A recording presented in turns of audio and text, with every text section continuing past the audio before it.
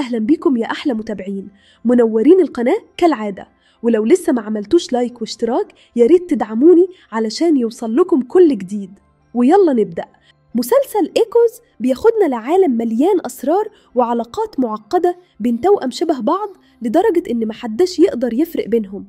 الاتنين عايشين حياتهم بشكل طبيعي قدام الناس، لكن ورا الباب المقفول كل واحدة مخبية حاجات عن التانية وحاجات عن نفسها كمان. فجأة كل التوازن ده بيتكسر لما واحدة منهم تختفي، وساعتها كل حاجة بتبدأ تتحرك بطريقة غريبة ومقلقة. المسلسل بيقدم أجواء مشدودة من أول دقيقة، وبيعرف يزرع جواكي شعور القلق الفضولي. في إيه؟ وليه ده حصل؟ وليه التوأم مش زي ما إحنا متخيلين؟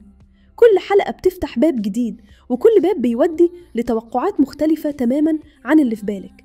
التمثيل كمان قوي جدا، بتحسي إن كل شخصية ليها روح مختلفة حتى لو الاتنين شبه بعض شكلا. لأن إيكوز مش مجرد قصة عن توأم، ده مسلسل بيلعب على فكرة الهوية ونقطة إحنا فعلا مين وإيه اللي ممكن نخبيه حتى عن أقرب الناس لينا. الأحداث فيه مش تقليدية، وكل شوية بتدورك بين شك وحيرة وتوقعات كتير.